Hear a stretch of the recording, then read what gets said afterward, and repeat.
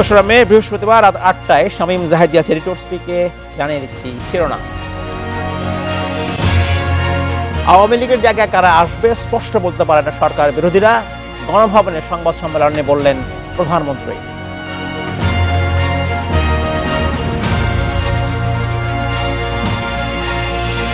উপজেলা পরিষদ নির্বাচনে মন্ত্রী এমপিদের হস্তক্ষেপ বন্ধে স্পিকারকে ইসির চিঠি, প্রভাব খাটালে আমলে না নিতে মাঠ কর্মকর্তাদের নির্দেশনা।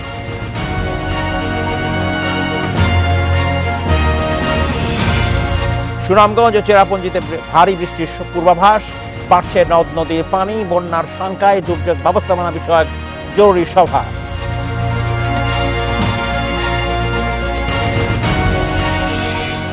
সরকারকে যারা উৎখাত করতে চায় তারা আওয়ামী লীগের জায়গায় কারা আসবে সেটা স্পষ্ট করে বলতে পারে না বলে মন্তব্য করেছেন প্রধানমন্ত্রী শেখ হাসিনা। যারা আন্দোলন করছে তাদের বাধা দেওয়া হচ্ছে না বলেও তিনি জানান। গণভবনে সংবাদ সম্মেলনে এসব কথা জানান প্রধানমন্ত্রী। এসব নিয়ে আলোচনা করতে রাজধানী তেজগাঁ থেকে আমাদের সঙ্গে যোগ দিচ্ছেন রাজনৈতিক বিশ্লেষক সুভাষ সিংহ রায়। জনাব সুভাষ সিংহ রায়, আপনাকে স্বাগত জানাচ্ছি। বলছিলাম আজকে প্রধানমন্ত্রী সংবাদ সম্মেলনে অনেক বিষয় আলোচনা করেছেন। যিনি প্রথমে যে বিষয়টা সবাই আলোচনা করছে সেটি বলছেন যে সরকার বিরোধী যারা আন্দোলন করছেন তাদের কাছে স্পষ্ট নয় আওয়ামী লীগের বিপরীতে কারা আসবে ক্ষমতা, এই বিষয়টি প্রধানমন্ত্রী বলার চেষ্টা করছেন। স্বাভাবিক দেশে আমরা যেটা বুঝি সেটা হচ্ছে যে সাধারণত একটি নির্বাচনের মাধ্যমে সরকারের পরিবর্তন হয়, ক্ষমতার পালাবদল হয়। সেক্ষেত্রে একটি নির্বাচনের মধ্যে দেশের মানুষ বেছে নেয় যে কারা ক্ষমতা আসবে। কেন এই বিষয়গুলো এখন আসছে, সরকার বিরোধীদের এই বিষয়ে কেন সমালোচনা করছেন প্রধানমন্ত্রী?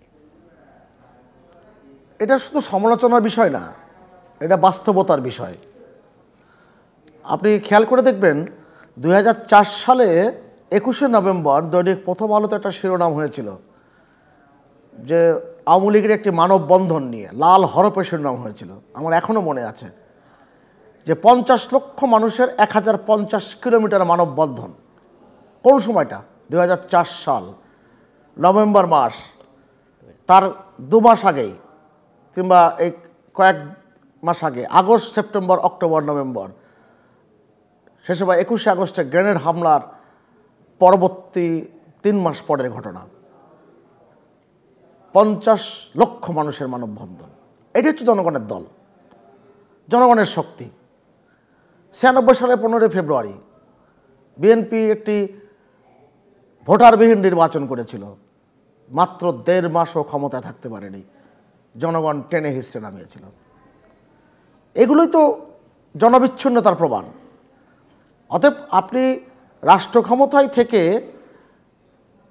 জনগণকে হত্যা করবেন, আপনি জনগণের সম্পদ লুটতর করবেন, জনগণ হত্যা করবেন, মানুষ তা মেনে নেবে না। আওয়ামী লীগের ত্রুটি বিচ্যুতি নিয়ে আমরা সকলে সমালোচনা করতে পারবো, তার প্রান্তিক বিচ্যুতি কী, তার কি করা উচিত ছিল, কি করতে পারত, সেগুলো নিয়ে আপনি অনেক আলোচনা করতে পারবেন। জি, কিন্তু আওয়ামী লীগের যা তার জন্মসূত্রে পাওয়া সংগ্রামী চেতনা, সেই চেতনা থেকে কখনোই বিচ্যুত করা যায়নি।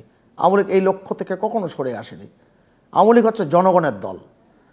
আর দুঃখজনক ঘনঘত্ব গণতান্ত্রিক কাঠামোর আড়ালে কিংবা তার মোড়কে বাংলাদেশের যে রাজনৈতিক আন্দোলন নামে যা কিছু দেখি, সেটা হচ্ছে বাংলাদেশ বিরোধী শক্তির সমন্বয়, যাদের ভিতরে বাংলাদেশ বোধ জাগ্রত নাই। জি, যারা বিদেশে প্রভুর কথায় রাজনীতি করবার চেষ্টা করেন, তাদের নিয়ে কর্মসূচি দেন, তারা তো কোনোদিন জনগণের সমর্থন লাভ করতে পারবে না। এটাই তিনি বলবার ব্যক্ত করেছেন, এইভাবে তিনি বোঝাবার চেষ্টা করেছেন। তিনি এই কথাটা সোজা সাপটাভাবেই বলেন। জি, অতএব জনগণের শক্তি যাদের নাই, তারা যত চিৎকার করুক, এরা হবে বিনষ্টের আত্মচিৎকার। আরেকটি বিষয় আপনার দৃষ্টি আকর্ষণ করতে চাই। প্রধানমন্ত্রী অনেকগুলো বিষয়ে কথা বলেছেন। আরেকটি বিষয় বলেছেন যে 14 দলের বর্তমান অবস্থা কি, সেখানে সমন্বয় হচ্ছে কিনা, তাদের মধ্যে একসাথে কাজ করতে পারছে কিনা, এই বিষয়ে প্রধানমন্ত্রী বলেছেন যে বিচ্ছিন্নভাবে অনেকেই অনেক কথা বলতে পারেন, কিন্তু আসলে 14 দল আছে, অর্থাৎ আওয়ামী লীগ এবং তাদের শরিক দলের মধ্যে যে সম্পর্ক সেটা রয়েছে। কেন এই প্রশ্ন আসলে আসলো বা প্রধানমন্ত্রীকে কেন এটা বলতে হচ্ছে? না, এই প্রশ্নটা অবশ্যই আসতে পারে এই কারণে 14 দল কিন্তু আদর্শিক ঐক্যের ভিত্তিতে গড়ে উঠেছে মুক্তিযুদ্ধের চেতনার আলোকে। জি, আপনি আর যে সমস্ত জোট দেখেন, সেই জোট কিন্তু নির্বাচন কেন্দ্রিক কিংবা আওয়ামী লীগ বিরোধী একটি বিরোধী মহলের ঐক্যজোট। আমি তো বিএনপি কিংবা ওই সময় রাজনৈতিক দলকে বিরোধী দলই মনে করি না, এটা হচ্ছে বিরোধী মহল। বিরোধী দল রাজনীতি করবে, বিরোধী দল কর্মসূচি নিয়ে আসবে, বিরোধী দল মানুষকে ঐক্যবদ্ধ করবে, আর বিরোধী মহল ষড়যন্ত্র করবে। পার্থক্যটা সেখানেই। তাহলে আপনি যে কথা বলছেন জনাব সুভাষ সিংহ রায়, আওয়ামী লীগের নেতৃবৃন্দ কিন্তু সারাক্ষণই কিন্তু বিএনপি বা তার সমমনা দলের বিরুদ্ধে সমালোচনা করে বিভিন্ন সভা সমাবেশে। সংসদে যে বিরোধী দল জাতীয় পার্টি তাদের বিষয়ে সাধারণত সমালোচনা দেখি না, কেন দেখি না? না, গণমাধ্যম তো তার নিজস্ব পদ্ধতিতে চলে। আমি গণমাধ্যমের কথা বলছি না, আমি বলছি আমি বলি এগুলো তো মানুষ জানতে পারে গণমাধ্যমের মাধ্যমে, ইলেকট্রনিক প্রিন্ট মিডিয়ার মাধ্যমে। এখন 1 ঘন্টা একজন বক্তৃতা দিয়েছেন কিংবা আধা ঘন্টা বক্তৃতা দিয়েছেন, আপনি 1.5 মিনিট কিংবা 1 মিনিট কিংবা 30 সেকেন্ডের যে বাক্যগুলো উৎকলন করেন, সেইগুলো একটা লক্ষ্য থাকে যে মানুষ কোনগুলো বেশি শুনবে, এবং যেটাকে এই ইউটিউবের ভাষায় বলে ভাইরাল, ফেসবুকের ভাষায় বলে ভাইরাল। অতএব সেই কথাগুলোই তুলে আনা হয় বলে যে ভালো কথাগুলো যে বলা হয়, ঐক্যের কথা বলা হয়, সেই কথাগুলো বাদ দিয়ে যে কথাগুলো কথার কথা থাকে কিংবা এক বাক্য থেকে আর এক বাক্য থেকে যাবার যে সংযোগ বাক্য থাকে, সেই কথাগুলোই কিন্তু স্থান পায়। হ্যাঁ, আওয়ামী লীগের নেতৃবৃন্দকে আরও বেশি রাজনৈতিক সচেতনতার পরিচয় দিতে হবে, আরও বেশি সংযমের পরিচয় দিতে হবে। এ কথা তো বলার অপেক্ষা রাখে না, এ কথা তো অবশ্যই বলতে হবে। কিন্তু যারা রাজনীতিতে অংশগ্রহণ করছেন, বিশেষ করে যারা বিরোধী দল মাঠ করছেন, তাদের সামনে মাঠ কোথায়? তারা কোথায় রাজনীতি করেছেন? এবং বাংলাদেশের প্রেক্ষাপটে আলাপ করে দেখেন, এখন পৃথিবীর সবচেয়ে উন্নত রাষ্ট্রগুলোতে কিভাবে জনগণকে গলা টিপে ধরা হচ্ছে। এই ইসরায়েলের এবং এই সমস্ত প্রসঙ্গ নিয়ে বিশ্ববিদ্যালয়ের ছাত্ররা যখন রাস্তায় নেমেছে, তখন কিভাবে তাদেরকে হেনস্থা করা হচ্ছে। অতএব সেই বিচার যদি হিসেব করেন, বাংলাদেশে তো বিএনপি তার রাজনৈতিক সমমনা দল নিয়ে তো আমার প্রশ্ন ছিল, যেহেতু আপনি বলছেন এদের রাজনৈতিক দল নয়, বিরোধী মহল বলছেন আপনি, কিন্তু আওয়ামী লীগের নেতাকর্মীরাই কিন্তু সারাক্ষণ বিএনপিকে নিয়েই সমালোচনা করছে। কেন বিএনপি দেওয়া হচ্ছে? কেন জাতীয় পার্টিকে নিয়ে আলোচনা হয় না, সমালোচনা হয় না? অবশ্যই জাতীয় পার্টির সমালোচনা হচ্ছে, অবশ্যই হচ্ছে। বলছে জিএম কাদেরের বক্তব্য নিয়ে আলোচনা হচ্ছে না, খুবই কম, কিন্তু আমি বলছি যেভাবে আমি বলছি আলোচনাটা হয়, হ্যাঁ না মনে করা হয়, কিংবা সামাজিক যোগাযোগ মাধ্যম কিংবা গণমাধ্যম মনে করে বিএনপির সাথে সংযুক্ত বাক্যগুলো উৎকলন করলে কিংবা আপলোড করলে সেগুলো মানুষ বোধহয় বেশি শুনবে, আগ্রহের জায়গার কারণে করা হয়। আমার কাছে মনে হয়, আমি আপনার সাথে একবার একমত যে যদি আজকে আওয়ামী লীগের নেতৃবৃন্দ মনে করে যে বিএনপির কোনো নেতা মির্জা ফখরুল ইসলাম আলমগীর কিংবা আমির খসরু মাহমুদ চৌধুরী কারোর বক্তব্য নিয়ে তারা কোনো বক্তব্য দিবে না, তাদের কর্মসূচির কথা ঘোষণা করবে, আওয়ামী লীগের কথা বলবে, দেশের কথা বলবে, উন্নয়নের কথা বলবে, কোথায় কোথায় কর্মসূচি নেবে সেটা বলবে, আমি তো মনে করি 6 মাস পরে গণমাধ্যম থেকে বিএনপি হারিয়ে যাবে। আপনার সাথে তো একমত আমি।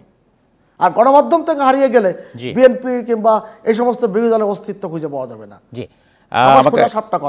অসংখ্য ধন্যবাদ জনাব সুভাষ সিংহ রায়, আমাকে শেষ করতে হচ্ছে, অসংখ্য ধন্যবাদ, সময় স্বল্পতা শেষ করতে হচ্ছে, আবার হয়তো ভবিষ্যতে কথা বলবো আপনার সাথে। আসন্ন 6ষ্ঠ উপজেলা পরিষদ নির্বাচনে মন্ত্রী এমপিদের প্রভাব হস্তক্ষেপ বন্ধে জাতীয় সংসদ স্পিকারকে চিঠি দিয়ে অনুরোধ করেছে নির্বাচন কমিশন। বৃহস্পতিবার নিজ দপ্তর থেকে কথা জানান নির্বাচন কমিশনার মোহাম্মদ আলমগীর। তিনি বলেন, মন্ত্রী কিংবা রাজনৈতিক দলের এমপি যেই হন না কেন, প্রভাব খাটলে তা আমলে না নিতে মাঠ কর্মকর্তাদের সুস্পষ্ট নির্দেশনা দেওয়া হয়েছে। এসব নিয়ে আলোচনা করতে আমার সঙ্গে যোগ দিচ্ছেন লালমাটিয়া থেকে সাবেক অতিরিক্ত সচিব আকাম সাইফুল ইসলাম চৌধুরী। জনাব চৌধুরী, আপনাকে স্বাগত জানাচ্ছি অনুষ্ঠানে।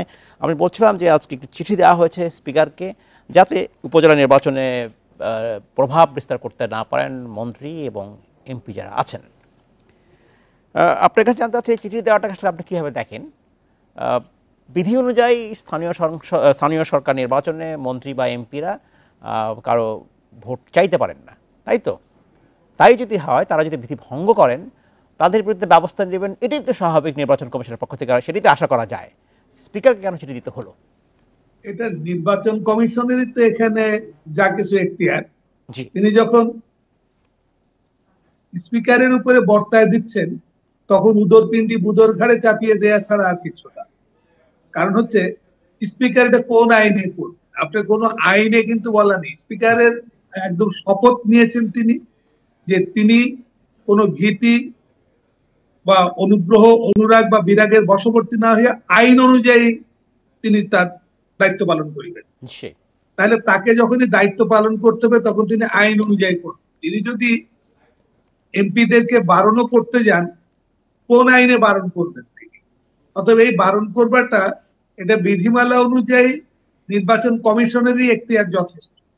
নির্বাচন কমিশন এখানে খামোখা স্পিকারকে একটা পার্টি করে ফেলছে, এবং যেটা স্পিকারের পদমর্যাদার জন্য সম্ভবত ভবিষ্যতে একটা খারাপ নজির হয়ে থাকার সম্ভাবনা দেখা দিতে পারে।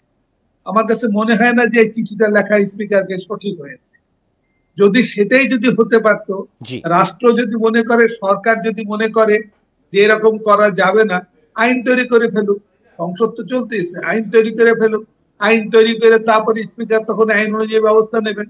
কিন্তু আপনি আজকে যে স্বজনের কথা বলতেছেন, স্বজনের লিমিটটা কত? আপনি যেমন ধরেন যে অনেক জায়গায় এমনও আছে যে এমপির আত্মীয় না, নির্বাচন কমিশনের পক্ষ থেকে এভাবে স্পষ্ট করে বলা হয়নি যে কাদের স্বজনরা নির্বাচন করছেন তাদেরকে নিবৃত্ত করবার কথা, এই কথা বলা হয়নি। তারা যেটা বলেছেন অফিসিয়ালি সেটি হচ্ছে তারা যেন কোনো প্রভাব না খাটায়, কিন্তু সেটা স্থানীয় সরকার নির্বাচন অনুযায়ী তো মন্ত্রী বা এমপি পারেন না, সেটাই স্বাভাবিক তাদের জন্য ছিল। কেউ যদি প্রভাব খাটাতেন, প্রচারণা অংশ নেন, তার বিরুদ্ধে ব্যবস্থা নেবেন। তো ইলেকশন কমিশন তো ব্যবস্থা নিতে হবে। ইলেকশন কমিশন তো এর আগেও আমরা দেখেছিলাম যে আপনার কুমিল্লা সিটি কর্পোরেশন নির্বাচনে চিঠি দিয়ে তারপরে তারা ফিরে চলে আসে। অতএব তাদেরও এখানে কিছু করবার মতো ইয়ে নাই, ঢাল নেই, তলোয়ার নেই, ধীরাম সর্দার। তারা স্পিকারকে শিখণ্ডি মেনেছে। আমার মনে হয় না যে স্পিকারকে এই ক্ষেত্রে শিখণ্ডি মেনে খুব ভালো একটা নজির তৈরি। সার্বিকভাবে উপজেলা নির্বাচনের এখনকার মতো প্রথম পর্বের নির্বাচন হবে মে মাসের 8 তারিখে, এবং বেশ কিছু অন্য পর্যায়ের জন্য মনোনয়নপত্র জমা এবং প্রত্যাহারের সময়সীমা নিয়ে কাজ করছে প্রার্থীরা। সব মিলে এই নির্বাচনের আগ্রহ আপনি কেমন দেখতে পাচ্ছেন একজন নাগরিক হিসাবে? নির্বাচনে আগ্রহ আসলে যখন সবার পার্টিসিপেশন থাকে তখন আগ্রহটা তৈরি হয়। এক্ষেত্রে পার্টিসিপেশনটা হয়েছে একদলীয় ভাবে, যদিও বিএনপির পক্ষচ্যুত অনেকেই নির্বাচনে অংশ নিয়েছেন এবং যাদেরকে বিএনপির আপনি হয়তো বহিষ্কারও করেছেন, কিন্তু তারপরও এটা যে সেভাবে যে একটা সামগ্রিক ভাবে সকলের অংশগ্রহণ, এটা আসলে হয়। এটা না হওয়ার ফলে আপনার যেটা হচ্ছে যে ওই আগ্রহটা ওভাবে না। এখন কিছু কিছু জায়গায় হবে, যেমন ধরেন যে না ঠিক আছে অমুক প্রার্থী হয়েছে, ইতিপূর্বে অমুক অমুক সমস্যা ছিল, ওকে আর জিততে দেব না, এই ধরনের কিছু ঘটনা ঘটবার মতন আলামত হয়তো তৈরি হবে। এবং যেটা আমরা যে গত 7ই জানুয়ারি নির্বাচনে দেখেছি, যে কারণে সরকারি প্রার্থীদের বিরুদ্ধে 62 জন স্বতন্ত্র নির্বাচিত হয়েছে, এই প্রতিবাদের কিছু জায়গা হয়তো তৈরি হবে কিছু কিছু জায়গায়, সব জায়গায় না। তবে ইলেকশনটাকে আপনার ওই যে আপনার আত্মীয় স্বজন নির্বাচন করতে পারবে কি পারবে না এইসব কথাবার্তা বলে তারপরে আপনার যে প্রতীকবিহীন নির্বাচন করতে যে সকলকে ডেকে নিয়ে এসে নির্বাচন করিয়ে, এটা একটা লেজে গোপের অবস্থা তৈরি হয়েছে, যেটা জনগণ বোধহয় খুব একটা মনে হয় না যে এই নির্বাচন নিয়ে মাথা খাওয়া। তবে হ্যাঁ, ভোট হবে। আপনি হয়তো 15 থেকে 25% ভোটার ভোট কেন্দ্রে যাবে, তারা ভোট দেবে এবং তাদের ভোটে নির্বাচিত হবে। 5 বছরের জন্য আপনি চেয়ারম্যান, ভাইস চেয়ারম্যান নির্বাচিত হবেন, তারা পরিষদ চালাবে, এটা তো ঘটবে। এটা খুব 15 থেকে 20 কেন, তার কম হলে পরেও তো নির্বাচন। প্রতীক নিয়ে নির্বাচন করা যে বিধান ছিল সেখান থেকে আওয়ামী লীগ সরে এসছে এবং তারা বলছে যে প্রতীক ছাড়াই তারা নির্বাচন করবে। এ কারণে আওয়ামী লীগের পক্ষ থেকে একাধিক দল, একাধিক নেতা এই নির্বাচনে অংশ নিয়েছেন। সেখানে আসলে এখান থেকে আওয়ামী লীগ আপত্তি করছে না। দল হিসেবে তো আওয়ামী লীগের সিদ্ধান্ত নিতেই পারে, তার সদস্যদের বলতেই পারে যে কোনো ব্যক্তি বা কোনো মন্ত্রী বা এমপি যারা স্বজন, তারা এই নির্বাচনে অংশ নেবেন না, তাদেরকে প্রত্যাহারের কথা বলা হচ্ছে, অনুরোধ করা হয়েছে। এই অনুরোধ বা নির্দেশনা তো দল হিসেবে আওয়ামী লীগ দিতে পারে। এটা যখন আপনি সবাইকে স্বতন্ত্র হিসাবে, কারণ কেউ দলীয় প্রার্থী না, স্বতন্ত্র হিসাবে যখন নির্বাচনে অংশগ্রহণ করতে বলেছেন, তখন আপনি কাউকে বাধা দেওয়ার মতন যে বাধা দিতে যাওয়াটা, যে অমুক দাঁড়াতে পারবেন না, অমুকের ভাই তিনি দাঁড়াতে পারবেন না, এটা গণতান্ত্রিক অধিকারটাকে খর্ব করা হচ্ছে। অর্থাৎ এটা করতে পারা যায় না। যদি আপনি হতো যে দলীয় ভাবে নির্বাচনে মনোনয়ন দেওয়া হতো, তাহলে হতো যে মনোনয়ন যাকে দিয়েছি তার বাইরে যারা দাঁড়িয়েছে তাদেরকে আমরা বহিষ্কার করতাম। কিন্তু যেহেতু দলীয় ভাবে মনোনয়ন দেওয়া হয়নি, সেই ক্ষেত্রে আপনার যারা প্রার্থী তা চেয়েছেন তাদেরকে আমি অমুকের আত্মীয়, অমুকের স্বজন বলে, আর এই লিমিটটা কত দূর হবে সেটা একটা প্রশ্ন। আমি যে কথাটা বলতে যাচ্ছিলাম, যে এমন অনেক জায়গা আছে যেখানে হয়তো আত্মীয় স্বজন না, কিন্তু খুবই ঘনিষ্ঠ, একেবারে এমপির হয়তো ডান হাত, তিনি প্রার্থী হয়েছে, সেখানে কি করবেন? প্রভাব বিস্তার তো তার মাধ্যমে হবে। সবই যে আত্মীয় স্বজন হলে হয় তাই, আবার ভাই আপন ভাইও দুই ভিন্ন দল করতে পারে, অথবা আপন ভাই হলেই যে সেখানে প্রভাব বিস্তার হবে এমনও কোনো কথা না। অথবা এই জিনিসটা একটা, আবারও বলি যে লেজ গোবরের অবস্থা করা ছাড়া আর কিছুই বলছে না। অনেক ধন্যবাদ। আমাকে শেষ করতে হচ্ছে জনাব আকাম সাইফুল ইসলাম চৌধুরী। ভবিষ্যতে আমরা আবারও কথা বলবো আপনার সাথে। আগামী 48 ঘন্টায় সুনামগঞ্জ ও ভারতের চেরাপুঞ্জিতে অতি ভারী বৃষ্টির সম্ভাবনা রয়েছে। এই সময় সুনামগঞ্জের নদ নদীর পানি বেড়ে বিপদসীমার অতিক্রম করতে পারে। এসব তথ্য জানিয়েছে বন্যা পূর্বাভাস ও সতর্কীকরণ কেন্দ্র। এরই মাঝে সুরমা নদীর পানি বাড়তে শুরু করেছে। গত 12 ঘন্টায় সুরমা নদীর পানি 19 সেন্টিমিটার বৃদ্ধি পেয়েছে। এসব নিয়ে আলোচনা করতে আমাদের সঙ্গে যোগ দিচ্ছেন সুনামগঞ্জ জেলা প্রশাসক মোহাম্মদ রাশিদ ইকবাল চৌধুরী। জনাব চৌধুরী, আপনাকে স্বাগত জানাচ্ছি। আশা করছি আপনি ভালো আছেন। আমি বলছিলাম যে বৃষ্টির পূর্বাভাসে মনে হচ্ছে এবং বন্যার কথা বলছেন সকলেই। এর মধ্যে আমরা খবর পেয়েছি, খবরে জানছি সেটি হচ্ছে যে ইতিমধ্যেই কৃষকরা ধান কাটতে শুরু করেছেন এবং প্রশাসনের পক্ষ থেকেও এই বিষয়ে সহযোগিতা করা হচ্ছে। কী ধরনের সহযোগিতা আপনারা দিচ্ছেন যাতে এই সময়ের মধ্যে কৃষকরা ধান কেটে ফেলতে পারে?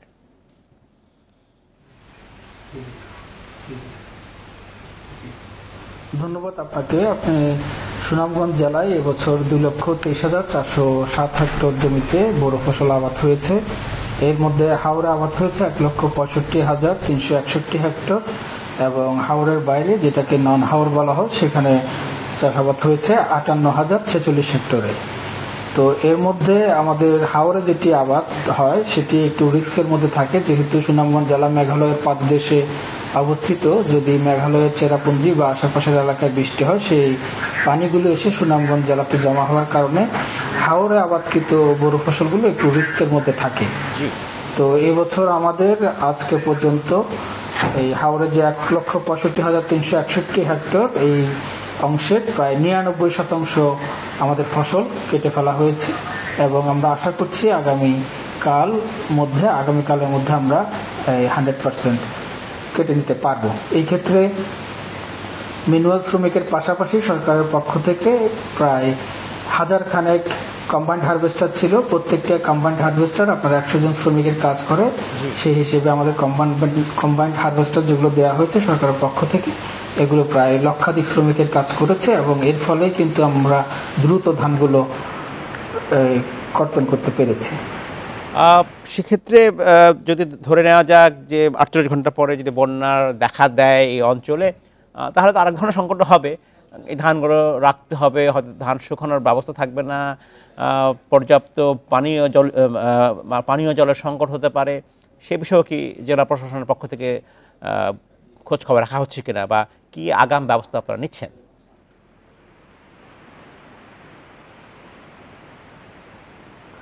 আবহাওয়া সংস্থাগুলোর যে পূর্বাভাস, সেই অনুসারে সুনামগঞ্জ জেলা এবং আশেপাশের জেলায় ভারী বৃষ্টি হওয়ার আশঙ্কা রয়েছে। এই জন্য আমরা আজকে জেলা দুর্যোগ ব্যবস্থাপনা কমিটির সভা আয়োজন করেছিলাম এবং সেখানে এই বিষয়গুলো আমাদের আলোচিত হয়েছে।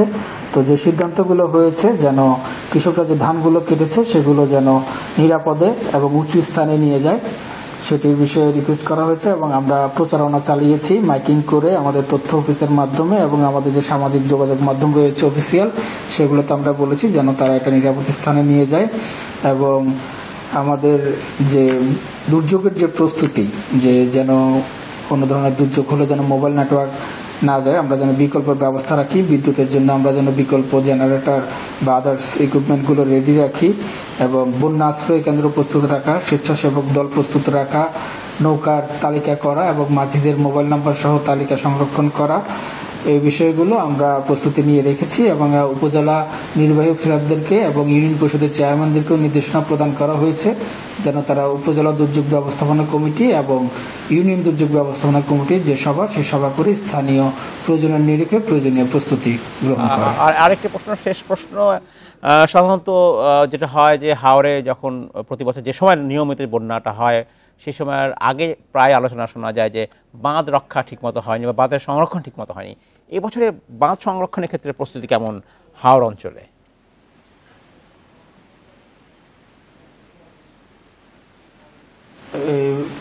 সুনামগঞ্জ জেলায় যে বাঁধগুলো করা হয় এটির মূল উদ্দেশ্য থাকে আসলে ফসল রক্ষা করা, এটাকে বলা হয় ফসল রক্ষা ডুবন্ত বাঁধ। এই বাঁধগুলো এবার সুনামগঞ্জ জেলায় প্রায় 734টি পিআইসির মাধ্যমে কার্যক্রম সম্পন্ন হয়েছে এবং এগুলো আমরা আগে সম্পন্ন করা হয়েছিল। এখন যেহেতু ধানগুলো কেটে ফেলেছে, বিশেষ করে এগুলো করা হয় এই ফসল রক্ষা বাঁধগুলো যেন হাওরের যে ধান, আমি আগেই বলেছিলাম যে জেলায় মোট 2,23,407 হেক্টর জমির চাষাবাদ হয়েছে, এর মধ্যে হাওরে হয়েছে 1,65,361 হেক্টর। এই জমিগুলো, এই ফসলগুলো রক্ষা করার জন্যই মূলত এই বাঁধটি দেওয়া হয় এবং আমাদের আজকে পর্যন্ত 99% আমরা বোরো ধান কর্তন করা হয়েছে হাওরের এবং কালকের মধ্যে আমরা আশা করছি যে 100% এটা কর্তন করা হবে। আগে ধান কাটা হলো, ফসল নেওয়া হলো ঘরে, তাতে কি ফলনের ক্ষেত্রে কোনো নেতিবাচক প্রভাব পড়বে কিনা, খুবই সংক্ষেপে?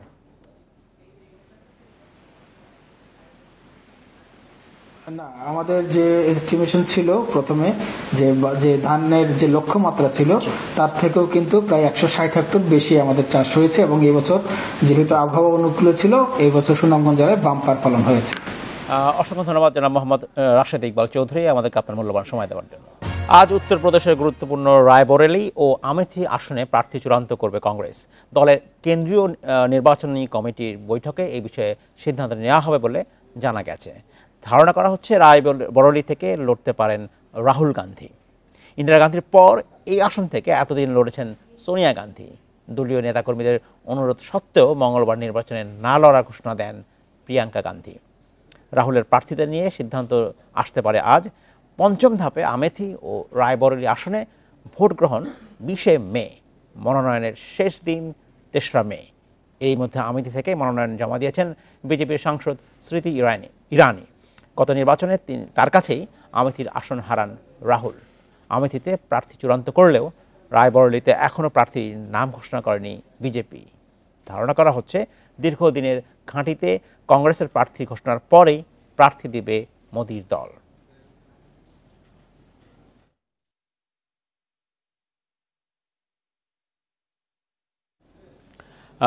ভারতীয় নির্বাচনের সর্বশেষ খবর নিয়ে আলোচনা করার জন্য আমাদের সাথে যোগ দিচ্ছেন সাবেক কূটনীতিক মুন্সি ফয়েজ আহমেদ।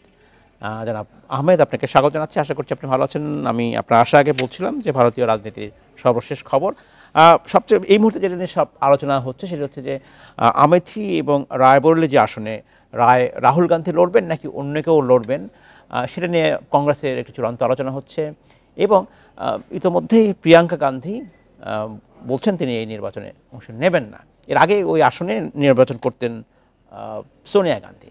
সব কিছু মিলে কংগ্রেসের মধ্যে এই দ্বিধাদ্বন্দ্ব কেন তৈরি হলো?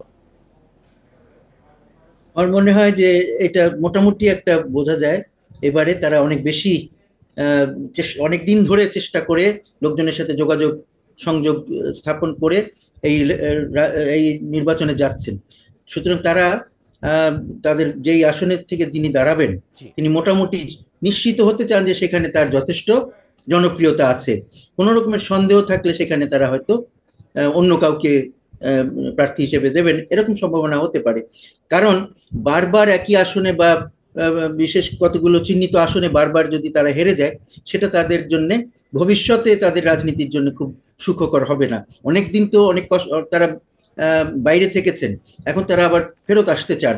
সেটার জন্য তারা যথেষ্ট এই যাত্রা ইত্যাদি নানান কিছু করেছেন, পদযাত্রা, তারপরে বিভিন্ন দলের সাথে সংযোগ করা, তাদের সাথে মিলেমিশে করা যায় কিনা, নির্বাচন করা যায় কিনা সেই চেষ্টা, যদিও সেটা পুরোপুরি সফল হয়নি, কিছুটা হয়েছে, আবার কিছুটা অনেকেই যাদেরকে ওনারা ভেবেছিলেন যে সাথে নেবেন সেইটা সফল হয়নি সেই চেষ্টা। তার ফলে কিছুটা তো দ্বিধাদ্বন্দ্ব আছেই। তো সুতরাং তাদেরকে অনেক সতর্কতার সাথে লড়তে হচ্ছে। কিন্তু একটি জিনিস আমি মনে করি যে এই পর্যন্ত যে ইলেকশন হয়েছে, যে নির্বাচনগুলো হয়েছে, এখনো পর্যন্ত ফল হতে তো অনেক দেরি আছে। 1 জুনের শেষ ইয়েটা হবে, সপ্তম পর্যায়ের ইয়েটা নির্বাচনগুলো হবে এবং তারপরে 4 দিনের মাথায় ফল প্রকাশ পাবে। তো সুতরাং এই যে সময়টা, এর আগে তো সবকিছু যা কিছু আমরা বলি বা করি সবকিছু একটা ধারণার ভিত্তিতে, এবং ভারতের বিভিন্ন মিডিয়াতে বিভিন্ন রকমের ধারণা তারা দেওয়ার চেষ্টা করছে যে এই পর্যন্ত কি হলো। তাতে কিন্তু একটা জিনিস বোঝা যাচ্ছে যে কোনো পক্ষই পুরোপুরি ইয়ে মনে করছে না, নিজেদেরকে কনফিডেন্ট মনে করছে না, মনে করছে না জয়ের ব্যাপারে। আরেকটি বিষয় আপনার একটু দৃষ্টি আকর্ষণ করতে চাই, সেটি হচ্ছে যে ভারতীয় নির্বাচন মানে হচ্ছে পৃথিবীর সব দেশ নজর রাখে, এই অর্থে যে ভারতের সবচেয়ে বেশি সংখ্যক মানুষ একটি গণতান্ত্রিক নির্বাচন ব্যবস্থায় অংশ নেয়। এই জন্যই বলা হয় যে বৃহত্তম গণতন্ত্রের দেশ হচ্ছে ভারত। সাম্প্রতিক সময়গুলোতে ভারতের গণতন্ত্রের মান নিয়ে হয়তো কিছু প্রশ্ন এসেছে, যেমন যেসব আন্তর্জাতিক সূচক থাকে সেই সূচকগুলোতে কিন্তু ভারতের মান কমে যাচ্ছে। যেমন ফ্রিডম হাউসের তারা বলছে ভারত এখন পার্শিয়ালি ডেমোক্রেসি দেশ। ভিডেম, যেটা সুইডেন ভিত্তিক একটি সংস্থা যারা এই সূচক তৈরি করে, তারা বলছে ইলেকট্রাল অটোক্রেসি সেখানে আছে। আর ইকোনমিস্ট ইন্টেলিজেন্স ইউনিট তারা বলছে আসলে ফ্লড ডেমোক্রেসি। এই যদি অবস্থা হয় তাহলে এই সংকটটা আসলে কেন হচ্ছে? কতগুলো জিনিস আমরা দেখতে পেয়েছি যে ভারতে ক্রমাগত যেগুলো হচ্ছে, একসময় ভারত ছিল সাম্প্রদায়িকতা সেখানে প্রায় ছিলই না বলা যায়। সব সম্প্রদায়ের মধ্যে সম্প্রীতি, এইটাই ভারতের সবচেয়ে মূল কথা ছিল, যে ধর্মনিরপেক্ষতা এবং গণতন্ত্র, এই নিয়ে ভারতের রাজনীতি গর্ব করতে পারত। কিন্তু দিনে দিনে তাদের মধ্যে সেই সাম্প্রদায়িক সম্প্রীতির বিষয়টি কিন্তু সরে গেছে। সেখানে রাজনীতিতে